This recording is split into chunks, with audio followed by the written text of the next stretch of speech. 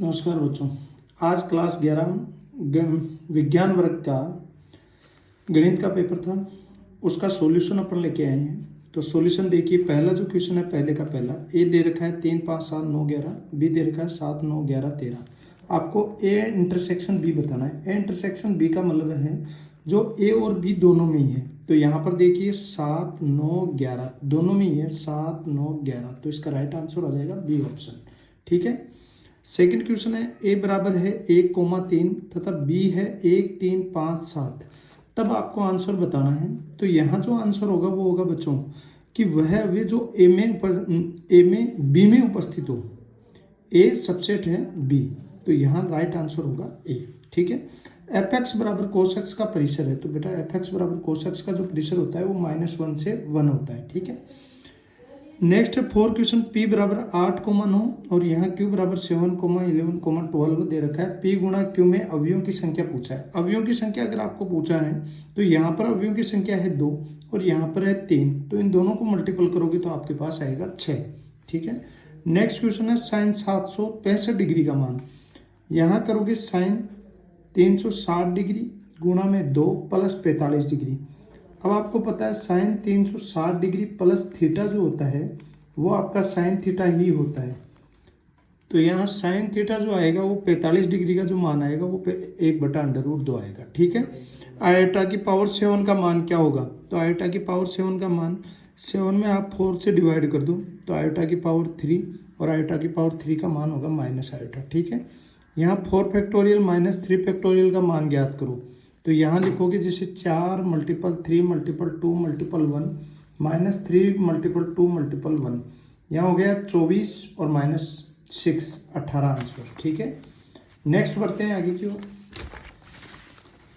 यहाँ आपको बोला है जेड बराबर ए प्लस आयोटा बी का गुणात्मक प्रतिलोम है। जब भी गुणात्मक प्रतिलोम की बात करें आए तो बेटा 1 ये जो जेड है उसको डिवाइड कर देते हैं 1/a प्लस आयोटा बी। इसका परिमेयकरण करेंगे a माइनस आयोटा बी और upon a minus iota B. ठीक है। यहाँ अगर आप मल्टीपल करोगे a प्लस बी और a माइनस बी, यहाँ तो आ गया a माइनस आयोटा बी आ गया और यहाँ क्या हो जाएगा a² minus b², a² minus iota B का होल स्क्वायर। तो यहाँ आ जाएगा a minus iota B upon a² plus b²। इसका रीजन क्या है? आयोटा स्क्वायर आ गया और आयोटा स्क्वायर इक्वल टू होता है -1, तो इसलिए ये क्या हुआ a² प्लस b²। तो राइट आंसर आपका होगा सी। ठीक है।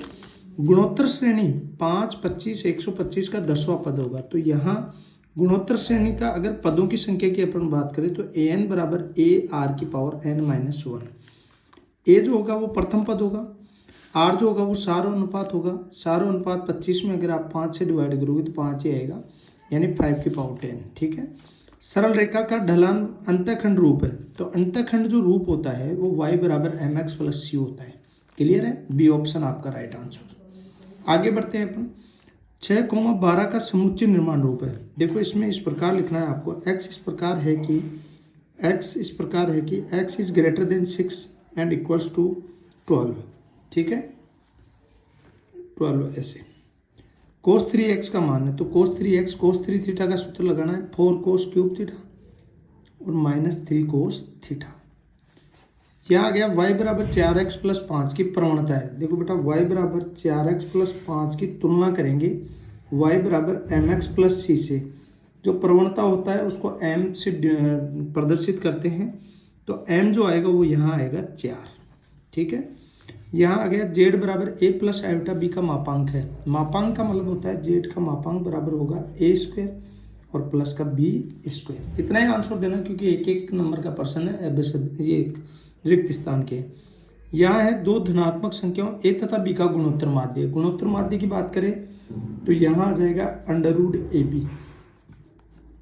7 फैक्टोरियल का मान है 7 × 6 × 5 × 4 × 3 × 2 × 1। यहाँ आ गया 20 60 120। 120 को आप 6 से मल्टीपल करोगे, 720 को अगर आप 7 से मल्टीपल करोगे तो ये आएगा 53 किलो। 5040। यहाँ p बराबर 1,2 दे रखा है तो p गुणा p यानी 1,2 मल्टीपल 1,2। तो यहाँ आएगा 1,1, फिर 1,2, फिर 2,1 और 2,2। क्लियर है? 1,1, 1,2, 2,1 और 2,2। क्लियर है? यहाँ आपके पास दे रखा है बेटा तुलना करने पर, तो x+1 बराबर दे रखा है 3, तो x बराबर आ गया 3 - 1, तो x बराबर 2, और यहाँ y - 2 = 1, तो y = आ गया 3। ये आपका मान आ गया 2,3। ये आपके जो अति लघुत्रात्मक जो प्रश्न थे रिक्त स्थान और अभ्यास के क्वेश्चन कंप्लीट। मिलते हैं नेक्स्ट वीडियो में।